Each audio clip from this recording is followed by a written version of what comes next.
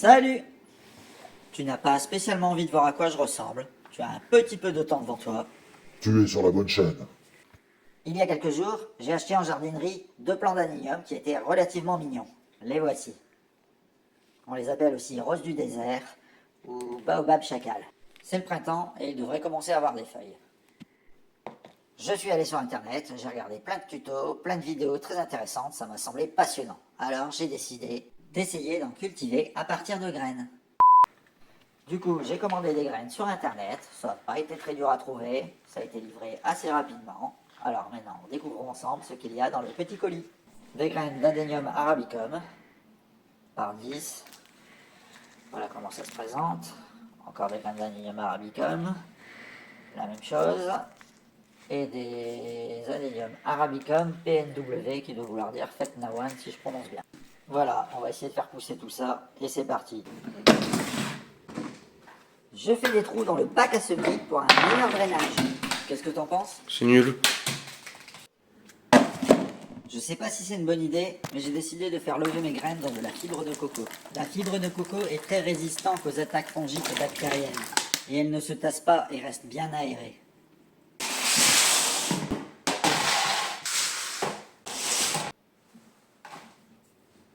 Je prépare mon substrat en ajoutant à la fibre de coco de la perlite en proportion de 1:3. Je ne tasse pas trop le substrat pour que le mélange soit assez drainant. Youpi, mon substrat est prêt! J'aurais pu semer directement à la surface du substrat, mais dans la notice que j'ai reçue, la température conseillée pour les semis est de 20 à 29 degrés. Et il fait trop froid. Du coup, je préfère les faire germer dans de l'essuie-tout en maintenant la température. Pour ça, je les fais d'abord tremper dans de l'eau. J'ai pris un deuxième bol pour la deuxième sorte de graines que j'ai commandées. Ce sont des Fetnawan, elles ont un codex plus large. Je vais les disposer séparément dans le bac, comme ça si elles germent, je saurai exactement où elles sont. Je laisse barboter tout ce petit monde dans la flotte pendant quelques heures, 2 tout au plus.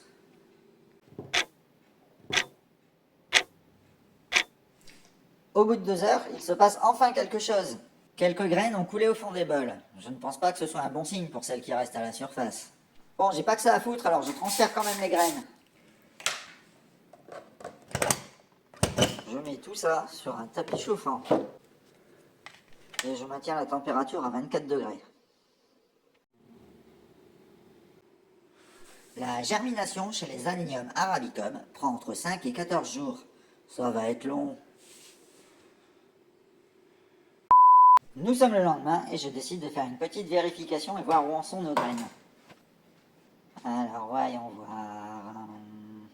Oh, à ma grande surprise, 24 heures après, il y a déjà une graine qui germe, c'est super. Maintenant, il faut que je la transfère dans le substrat que j'ai préparé. J'ai placé le substrat sur le tapis chauffant et je m'apprête à le réhydrater, sans toutefois le détremper. Je mets un petit repère histoire de ne pas dégommer la graine tant qu'elle n'est pas sortie. Je transplante enfin la graine dans le milieu de culture.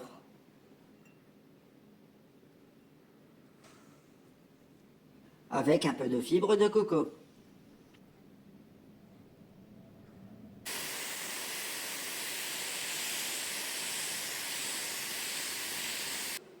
Comme je n'ai qu'un seul tapis chauffant, je vais mettre la boîte de germination avec les graines non germées à l'intérieur de la serre chauffée. Et je croise les doigts pour que d'autres graines germent. Et c'est génial parce que dès le lendemain, le deuxième jour de la germination, d'autres graines se sont réveillées dans le sopalin. 3 du côté des arabiques et une du côté des arabiques PNW. Sans plus tarder, je les mets dans terre dans la serre chauffée. Les graines vont sortir de terre et vont avoir besoin de lumière. Alors j'ai placé la serre derrière une fenêtre orientée plein sud. C'est pas trop moche, non? C'est affreux. Je ne mets en route la serre chauffante que lorsqu'il n'y a pas du tout de soleil ou qu'il fait nuit. Nous sommes le 3e jour de la germination et pratiquement toutes les graines ont germé. Seules 5 graines ne se sont pas encore réveillées. Et il y a 100% de germination chez les PNW. Certaines graines se sont un peu enracinées dans l'essuie-tout. Alors j'installe la totalité des graines dans la serre chauffée, même celles qui n'ont pas germé. J'enlève mes petits repères qui ne servent plus à rien. Un petit coup de flotte ne fera pas de mal. Et maintenant, il ne reste plus qu'à attendre. Je crois que cette étape, en plus d'être stressante, est un peu longue. Oui, c'est un peu long. Vraiment long.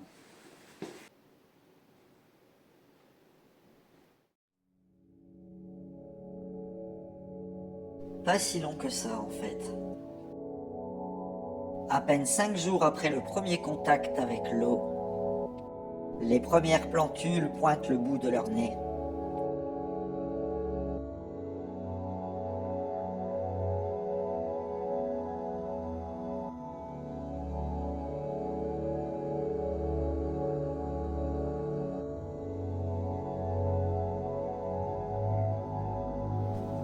Après tous ces efforts, j'ai enfin des petits plants d'anénium à vous montrer. Mais il va falloir rester prudent et bien gérer les arrosages, parce que les anéniums sont très sensibles aux attaques fongiques.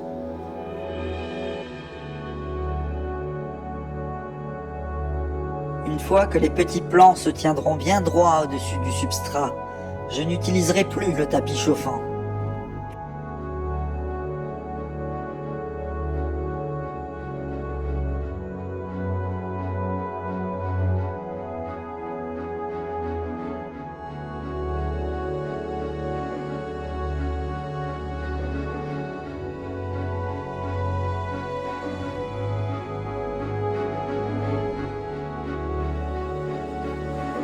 La levée étant bien avancée, je trouve que le substrat est trop humide pour la suite des événements.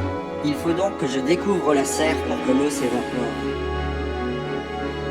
J'ai installé le bac en hauteur pour éviter que mon chat ne vienne gratter le substrat. Et voilà, je trouve que c'est plutôt sympa. Je suis très satisfait du résultat et de la qualité des graines.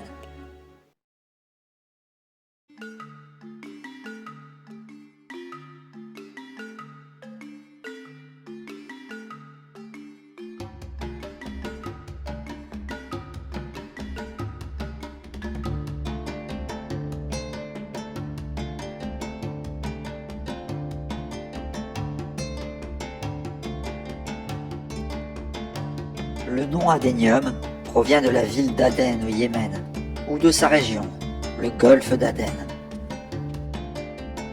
La plante y pousse abondamment à l'état sauvage.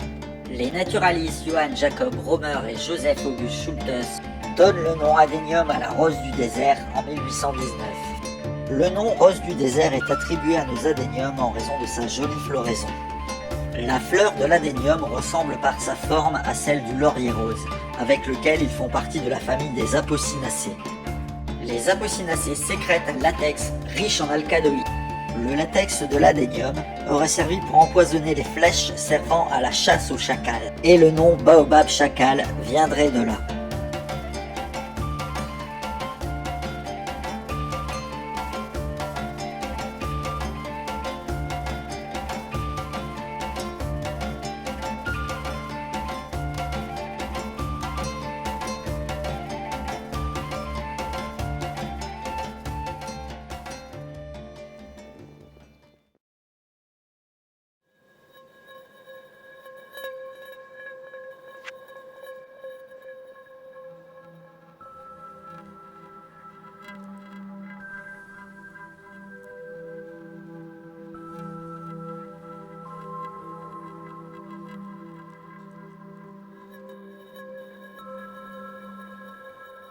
« 20 graines sur 25 sont sorties de terre, ce qui fait un pourcentage de réussite de 80%.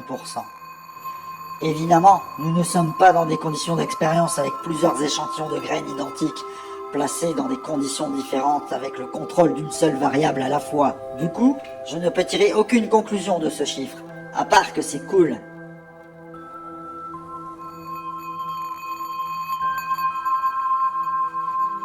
Je peux quand même dire que la fibre de coco n'est pas une si mauvaise idée, même si un autre substrat comme le terreau pour semis ou le terreau pour cactus et euphorbes aurait fait l'affaire aussi. Je peux aussi affirmer que je ne me suis pas fait refourguer de mauvaises graines. Les graines d'adénium ont une vie très courte et périment au bout de quelques mois. Je vous mets en description l'adresse de mon fournisseur, la boutique du Baobab.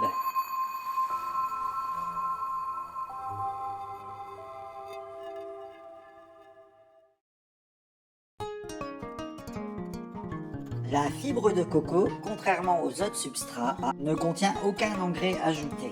Elle est naturellement riche en potassium, et même si c'est suffisant dans un premier temps, il est clairement recommandé d'y ajouter rapidement un engrais spécial fibre de coco, qui répond à toutes les spécificités de ce substrat. Mais bon, comme je ne suis pas biochimiste et que je cultive pas non plus de la beuh, je mets un engrais liquide bas de gamme pour plantes vertes. Et je ne fais pas attention plus que ça aux différentes valeurs NPK, azote, phosphore et potassium.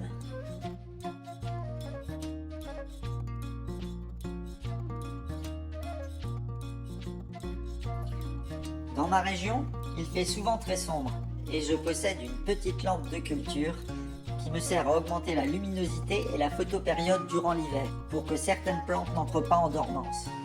Et même si ce n'est pas indispensable, je l'installe tout de même ici.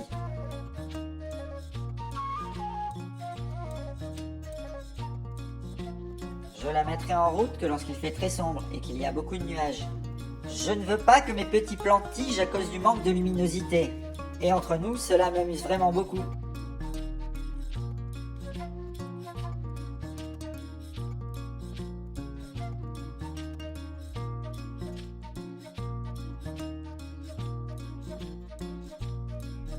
À ce stade, avant l'arrosage, je vérifie toujours que le substrat soit bien sec, non seulement en surface, mais aussi en profondeur. Mes petits plants bénéficient alors d'un arrosage équivalent à celui des plants adultes. L'eau est enrichie avec un engrais à hauteur d'un arrosage sur 2. Comme pour toutes les plantes, avant d'arroser, je laisse toujours poser l'eau quelques jours à température ambiante. L'eau froide ralentit la croissance des plantes qui ne sont pas originaires des régions tempérées.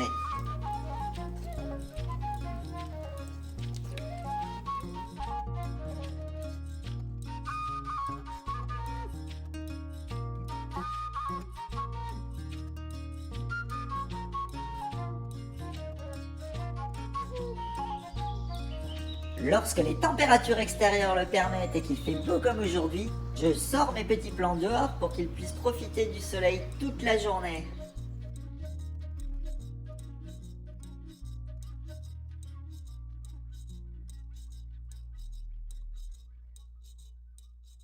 Au début de leur vie, les jeunes plantules Oh là d'adénium... là là! Qu'est-ce que c'est mou? Tu trouves pas que ça manque de rythme? Ouais, je vois ce que tu veux dire.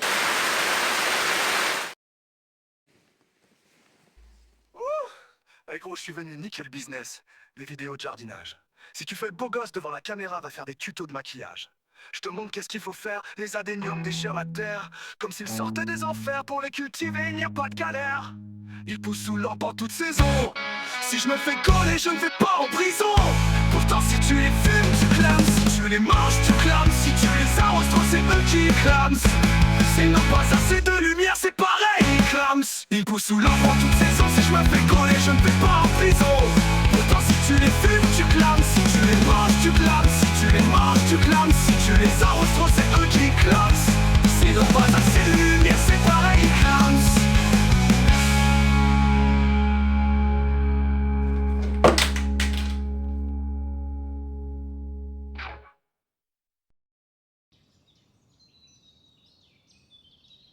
Voilà 33 jours que j'ai trempé les graines dans l'eau pour les faire germer.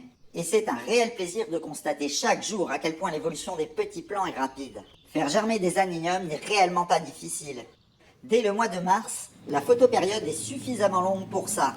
Par contre, il faut pour démarrer vos plantes que la température soit comprise entre 20 et 29 degrés, avec une température optimale de germination de 21 degrés. Si chez vous les conditions de température correspondent, vous pouvez démarrer vos graines sans tapis chauffant. Exactement comme on fait germer des graines d'haricots à l'école primaire. C'est aussi simple que ça. Et s'il fait réellement trop froid, vous pouvez démarrer vos graines plus tard dans la saison. Il faudra tout de même que vos plantes aient le temps de devenir matures avant la période de dormance, qui a lieu en France de novembre à mars. Durant cette période, les adéniums perdent leurs feuilles à cause de la photopériode trop courte. Il faut alors cesser complètement de les arroser. Durant cette période, il est aussi possible de les maintenir éveillés avec une lampe de culture et même d'avoir des fleurs toute l'année. Vous noterez qu'à part veiller à ne pas avoir d'excès d'eau, je n'ai pris aucune précaution particulière pour lutter contre les attaques fongiques. Il est réellement inutile de désinfecter les bacs de culture. C'est de toute façon impossible de maintenir des conditions de laboratoire à la maison. Je n'ai encore moins passé mon substrat au four au micro-ondes ou sous un grill. En plus d'être une perte de temps colossale, c'est réellement dangereux pour les risques d'incendie. Bref, les adéniums, c'est facile et super sympa à cultiver. Je vous remercie d'avoir regardé cette vidéo jusqu'au bout. Et je vous dis à bientôt pour de nouvelles expériences pleines de chlorophylle. Oh. Bah. Oh. Ah, ouais. Ah bah oui. Mais... Mais... Oh.